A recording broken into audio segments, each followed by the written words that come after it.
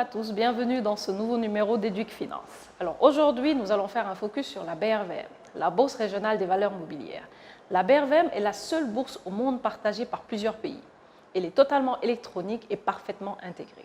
La BRVM a pour principale mission l'organisation du marché boursier, la cotation et la négociation des valeurs mobilières, la diffusion des informations boursières et enfin la promotion et le développement du marché.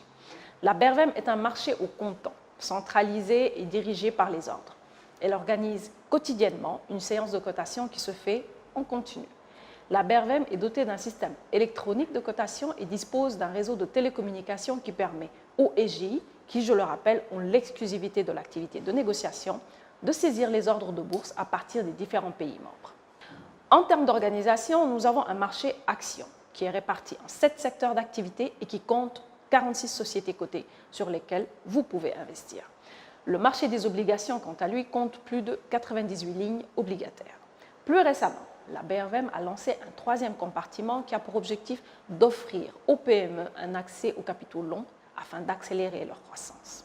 2 indices permettent d'apprécier les performances sur la BRVM. Il s'agit du BRVM Composite qui est constitué de toutes les valeurs admises à la cote et du BRVM 10 qui est composé de 10 sociétés les plus actives du marché.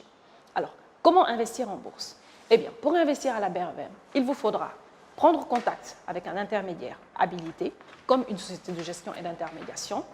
Deuxièmement, ouvrir un compte titre, choisir le mode de gestion de votre portefeuille, connaître les règles de base du marché boursier et enfin suivre l'actualité financière du marché pour prendre vos décisions d'investissement.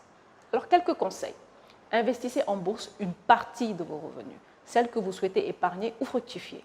Diversifiez votre portefeuille en restant fidèle à votre profil. N'investissez pas au-delà de vos moyens. Et enfin, constatez aussi souvent que possible les plus-values latentes de votre portefeuille. Restez connectés pour le prochain numéro d'Éduc Finance.